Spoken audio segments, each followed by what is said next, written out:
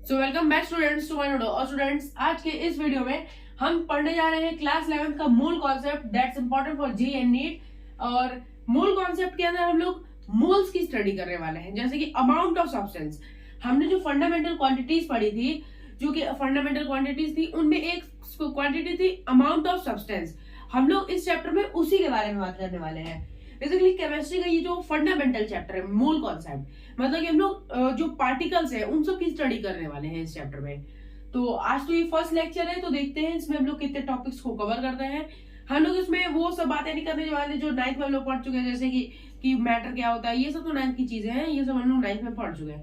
हम लोग यहाँ से अपना चैप्टर स्टार्ट कर रहे हैं, जहाँ से मेन चैप्टर हम लोग का स्टार्ट होता है laws of chemical combination. Chemical combination का जो लॉज है हम लोग वहां से शुरू करते हैं। ये हम लोगों के लॉज, पहला है, हम लोग स्टार्ट करते हैं law of conservation of mass से। So law of conservation of mass क्या कहता है? हम लोग जैसा कि जानते हैं T mass, total mass reactant का जो टोटल मास होता है वो प्रोडक्ट के इक्वल होता है।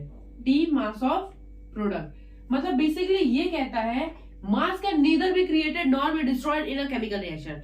मतलब हम कोई भी केमिकल रिएक्शन कर रहे हैं, उसमें हमारा जितना मास पहले था, जो केमिकल था, उस जितना मास केमिकल अमाउंट का जो मास पहले था रिएक्शन करने से पहले था, और जो रिएक्शन करने के बाद हम लोगों का मास आया, दोनों इक्वल होंगे। मतलब कि उसे हम लोग अगर कंटेनर में एकदम टाइटली पैक रखा जाए, ये नहीं कि हम लोगों ने अगर ऐसे कर दिया, खुले में नॉर्मल कर दिया, तो ओपन में CO2 तो बाहर निकल जाएगी। अगर कोई भी रिएक्शन करते हैं, या फिर गैसियस जो स्टेट्स है, अगर गैसियस स्टेट्स में निकल रही है तो वो तो एनवायरमेंट में चली जाएगी।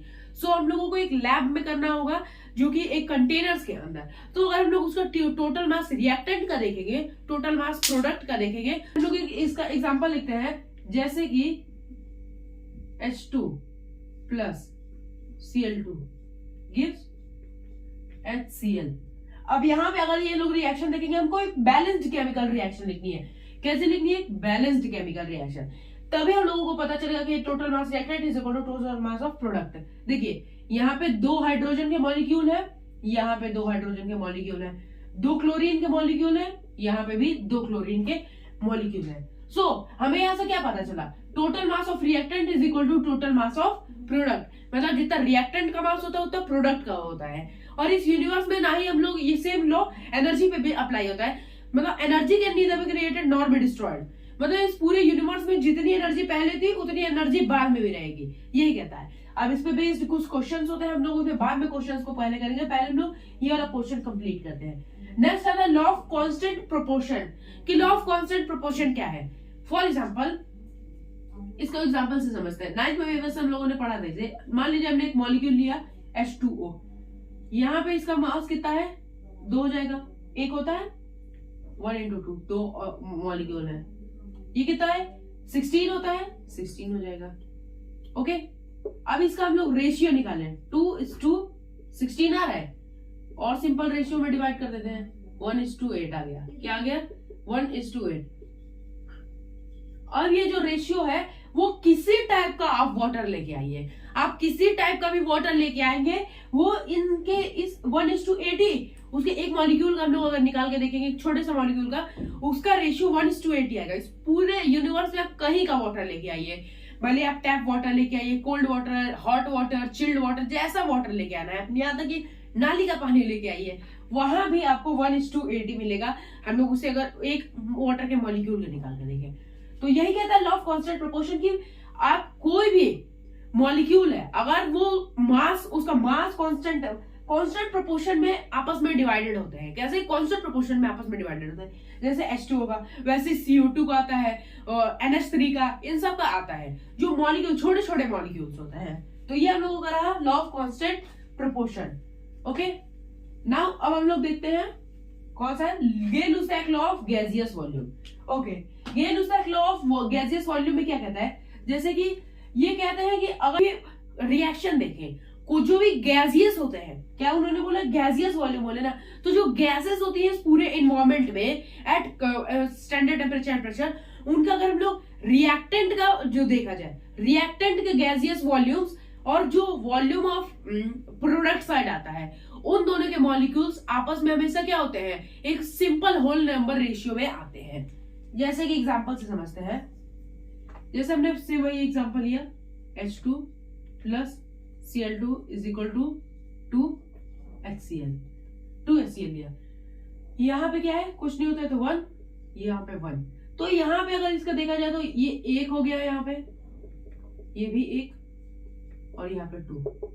रेशियो देखा जाए एक सिंपल होल नंबर रेशियो आया, क्या आया, सिंपल होल नंबर रेशियो। ऐसा कोई भी रिएक्शन ले लीजिए, कोई भी रिएक्शन ले लेंगे तो उसमें भी कैसा ये आएगा, एक सिंपल होल नंबर रेशियो में ये आएगा। ये कहते हैं Gay-Lussac law of gaseous volume. Next हम लोगों के ये 3 लॉ कंप्लीट हो गए। नेक्स्ट आते हैं एवोगैड्रो लॉ पे।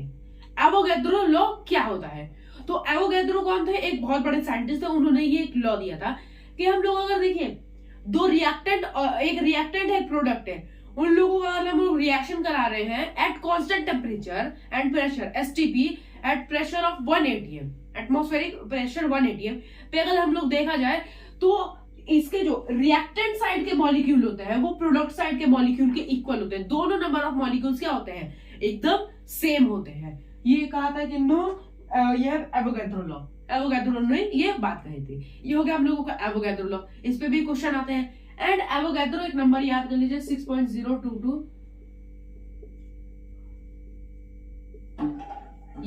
और बात करते हैं एवोगैड्रो नंबर ऑफ पार्टिकल्स। एक होता है Avogadro number of particle 24.4 ml।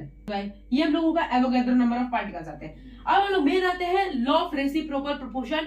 इसमें बहुत ही ज्यादा मतलब डाउट आते हैं कि जैसे कि लॉ ऑफ रेसिप्रोकल प्रोपोर्शन होता क्या है, तो इसे हम लोग समझते हैं कि लॉ ऑफ रेसिप्रोकल प्रोपोर्शन कहता है। एक एग्जांपल के साथ मान लीजिए हमने 2 मॉलिक्यूल लिए, एक Na का मॉलिक्यूल ले लिया, एक Cl का मॉलिक्यूल ले लिया, ठीक। दोनों को हमने हाइड्रोजन से क्या किया, रिएक्ट करवाया। दोनों को क्या कराया, हाइड्रोजन से हमने रिएक्ट कराया।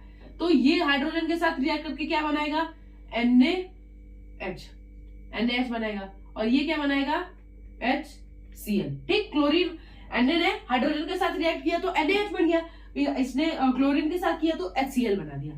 अब इनका हम लोग मास परसेंट कांस्टेंट प्रोपोर्शन वाला जो हम लोग इसका प्रोपोर्शन देखते हैं तो Na का कितना होता है 23:1, हाइड्रोजन का 1 होता है। हाइड्रोजन का इसमें यहाँ पे 1:, क्लोरीन का कितना होता है 35.5, यहाँ पे हम लोग 35.5 मानेंगे, ठीक। अब यहाँ पे हम लोगों ने देख लिया। अब यहाँ पे हम लोगों को ये रेशियो याद कर लीजिए, क्या कर लीजिए, रेशियो भी यहाँ पे ध्यान दीजिएगा। अब हम लोग क्या करते हैं, Na और H को तो आपस में रिएक्ट करवा दिया, अब हम लोग Na और Cl को आपस में रिएक्ट कराते हैं। तो हम लोगों ने Na प्लस Cl को रिएक्ट कराया तो क्या बना, NaCl। अब हम लोग इनका प्रोपोर्शन देखते हैं, तो इसका प्रोपोर्शन कितना आएगा 23:35.5, ठीक। ये वही आया 20:35.5।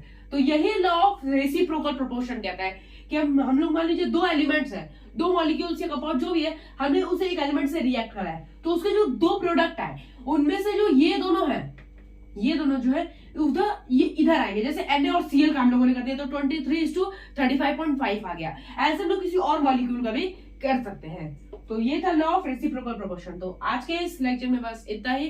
अगर आपको वीडियो अच्छी तो चैनल को लाइक कीजिए, शेयर कीजिए, सब्सक्राइब कीजिए। मिलते हैं अगले वीडियो में, तब तक के लिए बाय, थैंक यू।